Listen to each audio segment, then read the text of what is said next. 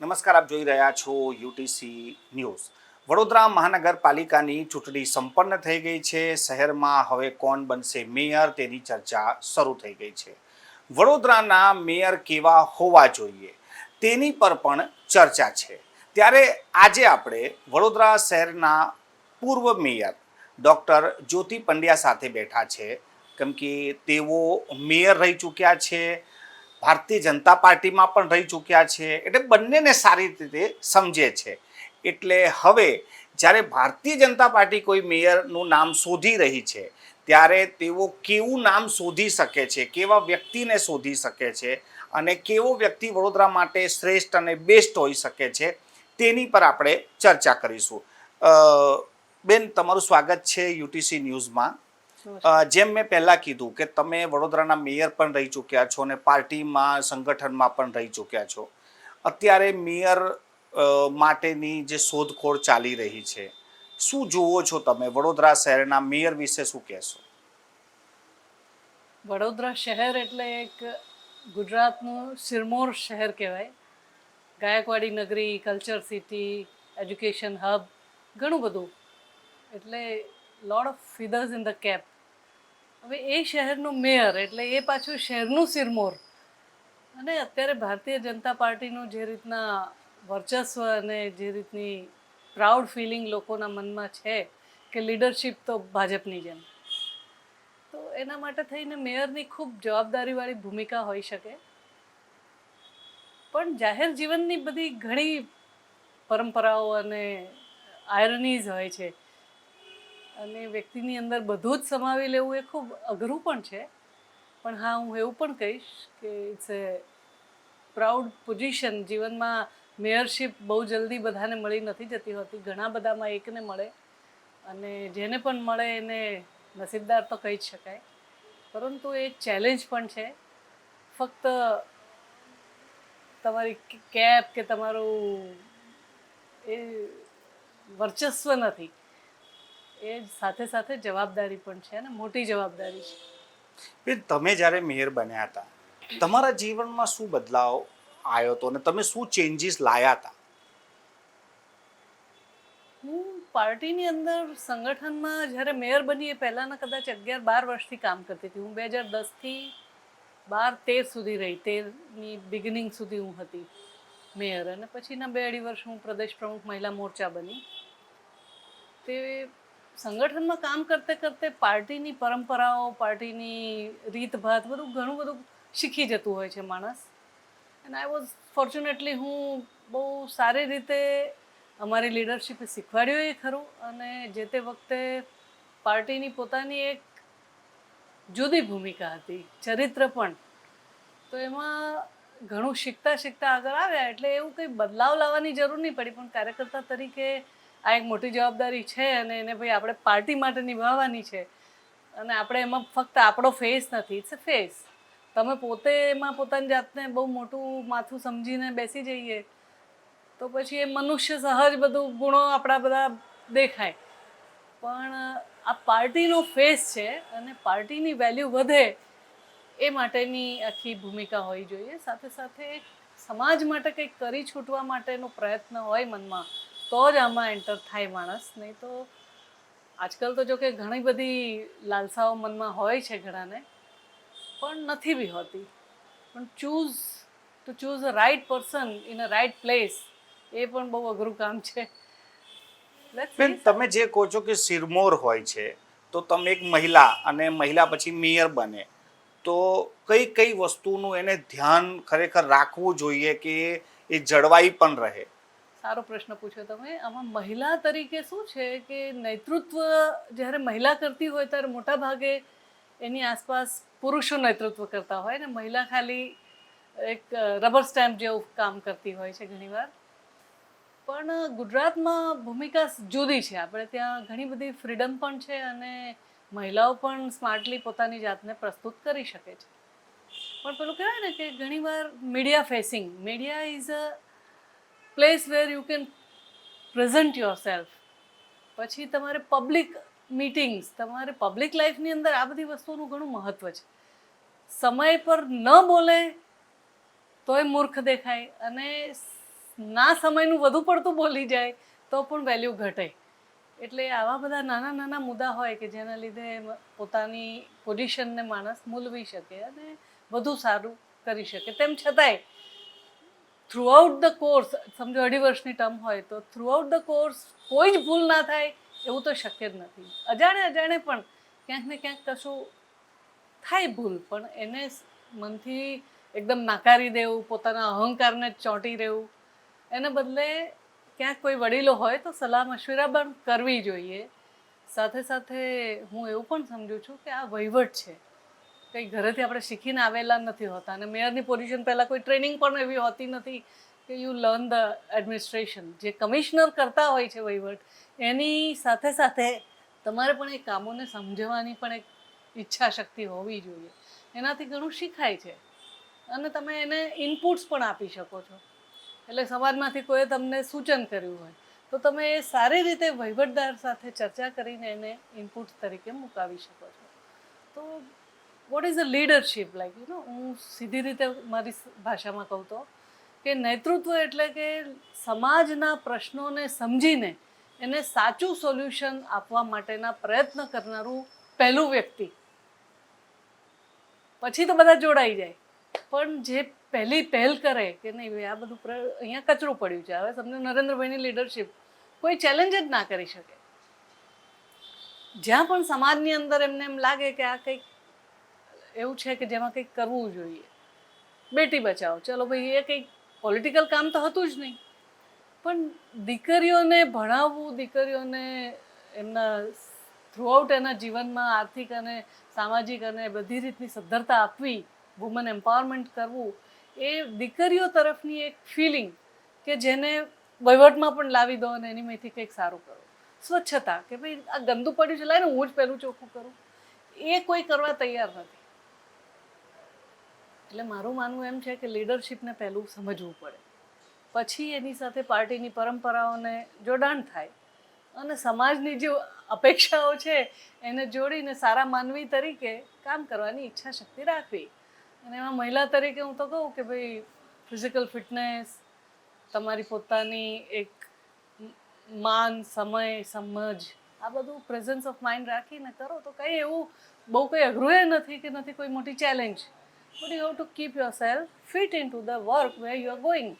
તમારી ભૂમિકા તમે પહેલાં સમજી લો તો કંઈ એટલું અઘરું એ નથી. પણ બેન, એક વખત માણસ મેયર બની જાય ત્યારે કાયમ માટે એની પાછળ લખાઈ જાય છે કે પૂર્વ મેયર, અને એ પ્રાઉડ પણ જીવનભર એની સાથે ચાલતું હોય છે. પરંતુ હાલ જે મેયર હતા એમના વિશે તો ખુદ ભારતીય જનતા પાર્ટીના ધારાસભ્ય, વરિષ્ઠ નેતા એવું કહે છે કે પેલા જેવા ના હોવા જોઈએ. તો આવું જ્યારે આપણે સાંભળીએ ત્યારે શું ફીલ આવે? એક મેયરના પદની વાત કરું છું, શું ફીલ આવે?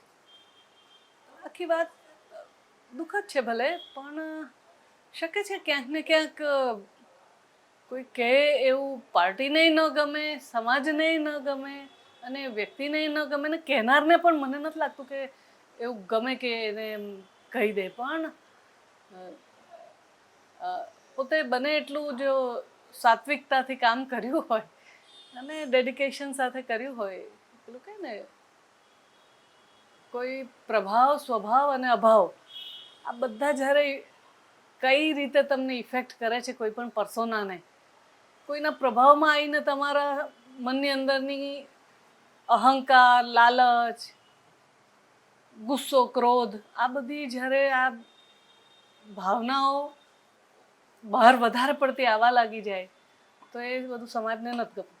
સમાજને એક સાદો સીધો એમનામાંથી આવેલો વ્યક્તિ હોય કે જે એમના પ્રશ્નોને સમજે અને એને વાચા આપે અને એમને આમ પ્રાઉડ ફીલ થાય એવું વ્યક્તિત્વ હોય તો ગમે. બેન, ઘણા લોકો એવું મેં સાંભળ્યું છે, જે વડીલો છે, કે ભારતીય જનતા પાર્ટી એક શિસ્તની પાર્ટી છે, એમાં શિષ્ટાચાર છે, એ લોકો પાસે સારા વક્તાઓ છે કે જે સારી રીતે વસ્તુને રજૂ કરી શકે.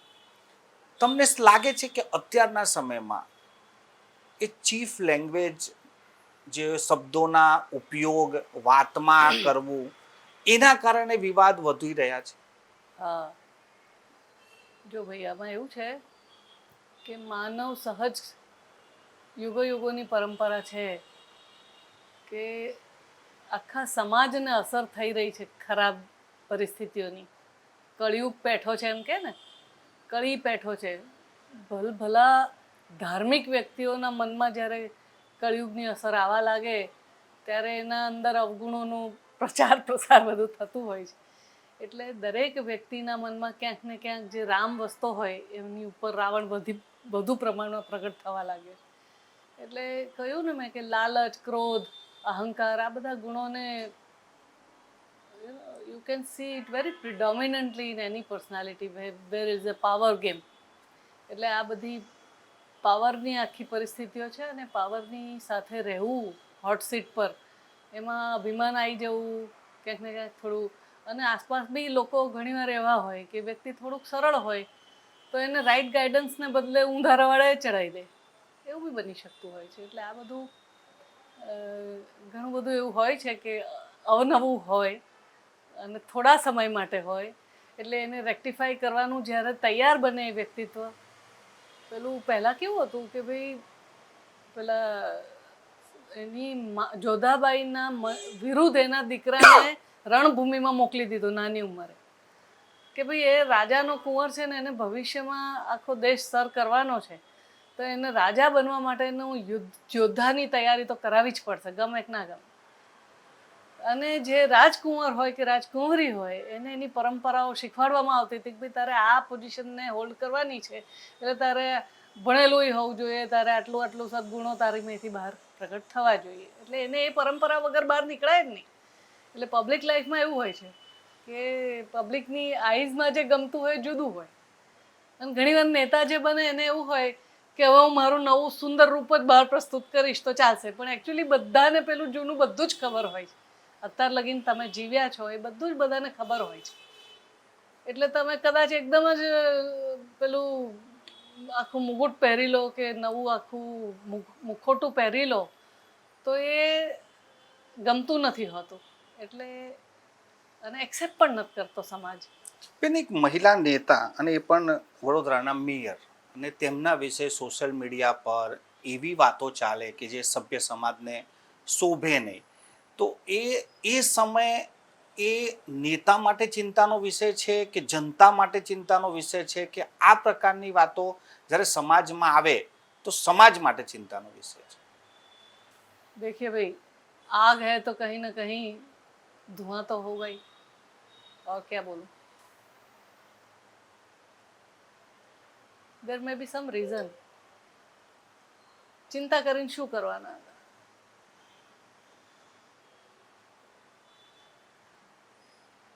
પણ હા, મહિલા હોય કે પુરુષ હોય, નેતૃત્વનું જે આખું સિંહાસનનું જે રોલ પ્લે છે એ ભૂમિકા પહેલાં મને લાગે કે સમજેલું વ્યક્તિ હોય તો ઘણું ફેર પડે. તમે જ હમણાં કીધું તમારા જવાબમાં હતું કે રાજા બનવા માટે પહેલેથી જ એને તૈયારીઓ કરાવવી પડે. તમે મેયર બન્યા ત્યારે તમને સંગઠનનો અનુભવ બી હતો અને તમે સિનિયર વ્યક્તિ હતા. અચાનકથી કોઈ વ્યક્તિને જ્યારે પદ મળી જાય, કોઈ જાતનું એને અનુભવ ના હોય, તો આ બધા એક્સપેરિમેન્ટ જે ભારતીય જનતા પાર્ટી કરી રહી છે, હાલમાં જ યોગેશભાઈએ એના પર બી નિવેદન આપ્યું કે પગપૂરી ને એવા બધા શબ્દોના પ્રયોગ શરૂ થયા. આ એક્સપેરિમેન્ટ છે કે પછી પાર્ટીની પણ કોઈ પ્લાનિંગ હોય છે? જો યોગેશભાઈ પોતે એક માપદંડ જ એમનું મુખેથી નીકળેલી વાત હોય એવું ના હોઈ શકે, પણ એટ ધ સેમ ટાઈમ એ વડીલ છે, સિનિયર છે, અનુભવી છે. એટલે ક્યારેક બધા ટીમ વર્ક કરતા હોય ને તો સાથે બેસીને આવી ચર્ચાઓ પહેલાં થઈ જાય, બહાર મીડિયા સમક્ષ પહેલાં નહોતી થતી. પણ હવે સાથે બેસીને કોઈ એવું પ્લેટફોર્મ નહીં મળતું હોય, કંઈક કારણ હશે. સ્ટીલ અત્યારે હું એમાં નથી, પણ આજથી 20 વર્ષ પહેલાં હું કહું કે પોતે નરેન્દ્રભાઈ સાંભળતા હતા, આનંદીબેન સાંભળતા હતા, સુષ્મા સ્વરાજ સાંભળતા હતા, અરુણ જેટલીજી સાંભળતા હતા, અને 1 to 1 કાર્યકર્તાઓને ટ્રેન કરતા હતા. અને કેવું લાગણીશીલતા સાથે, ઇમોશન સાથે, એવું નહીં તમને પરિવાર જ લાગે. એટલે 2 વાત ઠપકા બી દીધા હોય ને તો તમને એટલું ખરાબ ના લાગે. તમારા ઈગોને ધીરે ધીરે ડાયલ્યુટ કરીને તમે છો ભાઈ, માન પણ જળવાય અને સાથે સાથે તમે પાર્ટ ઓફ ધ ગેમ છો, પાર્ટ ઓફ ધ ટીમ છો એવું તમને ટ્રેન કરતા. અને પછી જ પોઝિશન આપતા હતા. બેન, વડોદરાના મેયર ટેકનોક્રેટ બન્યા છે, ડોક્ટર બન્યા છે, એન્જિનિયર બન્યા છે, પરંતુ આ વખતનું જે બોર્ડ છે, ભલે કોંગ્રેસ હોય કે ભાજપ છે, એવા લોકોને ટિકિટો આપી છે કે જે જીતીને પણ આવશે તો લોકો એવું કહે છે કે એમના એજ્યુકેશન પર સવાલ છે. તમારા હિસાબે એજ્યુકેશન જરૂરી છે કે અનુભવથી પણ આ સારું શાસન ચલાવી શકાય છે? એજ્યુકેશન એકમાત્ર જરૂરી પાયો નથી.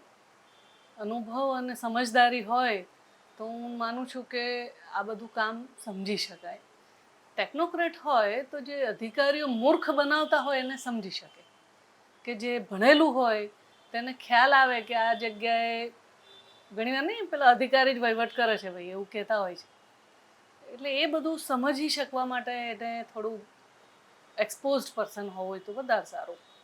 But at the same time જ્યારે ટીમમાં હોય ત્યારે ટીમના બાકી લોકો એને સપોર્ટ કરે. તમે 3 વર્ષનો તમારો મેયર પદનો અનુભવ, તમે જે પણ કંઈ કાર્યો વડોદરા માટે કર્યા, તમારા પાઇપલાઇનમાં બી હશે કે ભાઈ હું આ કરી શકતી હતી, એના પછી 13થી હવે 26 કેટલા સંતુષ્ટ છો કે એ બધા કામોને લઈને, કે પછી ક્યાંક તકલીફ છે એવું લાગે છે? આ વાત તો મેં જાહેરમાં બહુ ખુલ્લા મનથી વાત કરી છે ઘણી બધી જગ્યાએ, પણ આજે તમે પૂછો છો તો એમ કહીશ કે કળિયુગની અસર છે જ બધે જગ્યાએ.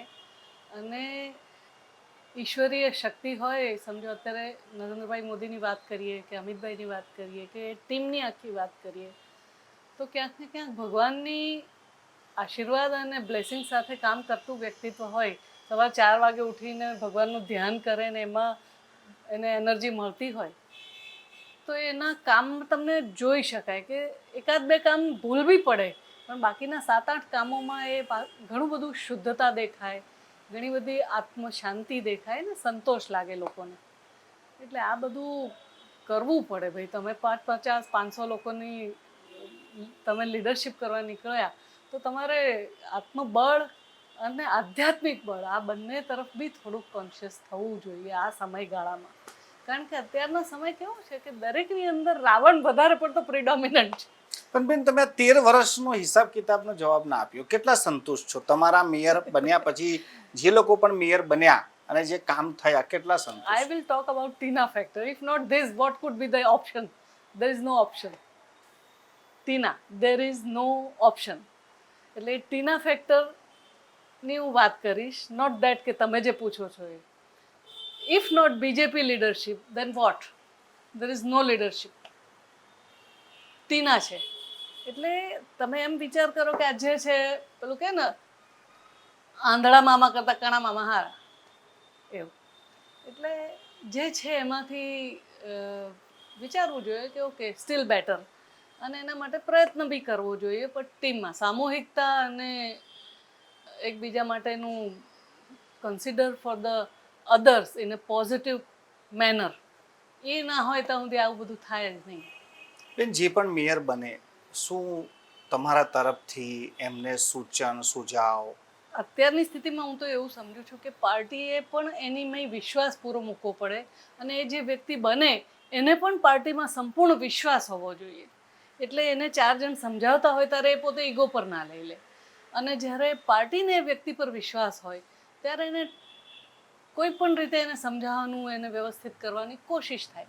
આ તો શું થાય કે 1-2 વાર પાર્ટીના વડીલોની વાત ન સાંભળે એટલે પછી કોઈ એને કહેનારું સાંભળનારું જ ના રહે, પછી એ પરંપરા થઈ જાય જાય મારે શું.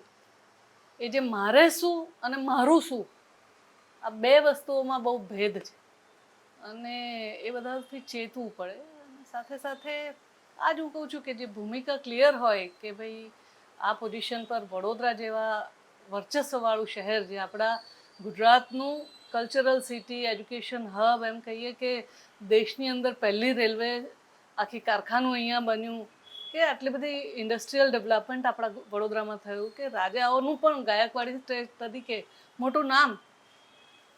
તો આ બધું આપણને પરંપરાગત મળ્યું છે.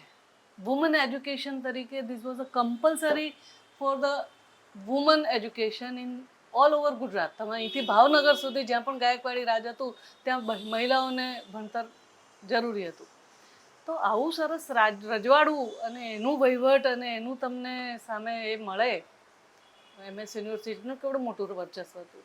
પણ ઠીક છે, અપાર્ટ ફ્રોમ ઇટ ગુજરાતમાં હોવું અને એમાં તમને લીડરશિપ મળવી એ બી ખરેખર મોટી વાત છે.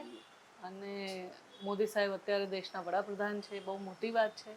આખા દુનિયા પર એક એમનો પ્રભાવ છે, એમની લીડરશિપની વાતો થાય છે. તો એવા સમયમાં કહું ને, ભરોસાનું વાતાવરણ હોય, એક પારિવારિક સમજ હોય કે ભાઈ આપણું ફેમિલી છે, આમાં કોઈ મોટું છે, કોઈ નાનું છે. અને પેલું કહે ને, ઝાડ જ્યારે બહુ ઊંચું થવા લાગે ને તો એને નરમાશ આવે તો એ તૂટી ના જાય. પણ જો નરમાશ કે વિનમ્રતા ના આવે તો એ ફટ કરતા ને બે ટુકડા થઈ જાય. પવન આવે, વાવાઝોડું આવે ત્યારે એ ઝાડને નમીને વિવેક સાથે, વિનમ્રતા સાથે પોતાની જાતને ટકાઈ રાખવું પડે. અને એના સાથે જે જોડાયેલું આખું પાર્ટીનું મોભો છે એ બી જાળવી રાખવો પડે. પણ એટ ધ સેમ ટાઈમ એ બધું સૂઝબૂઝવાળું માણસ હોય તો સારું. ખૂબ ખૂબ આભાર અમારા સાથે ચર્ચા કરવા માટે. આ હતા ડૉક્ટર જ્યોતિબેન પંડ્યા, જેઓ વડોદરાના પૂર્વ મેયર હતા. અને આજે અમે જે ભાવિ મેયર બનવાના છે તે કેવા હોવા જોઈએ, પાર્ટીએ કેવા ઉમેદવારને સિલેક્ટ કરવો જોઈએ, તેની પર અમે ચર્ચા કરી રહ્યા હતા. ફાઇનલ તો ભારતીય જનતા પાર્ટી જ કરવાની છે કે મેયર વડોદરાના કોણ હશે.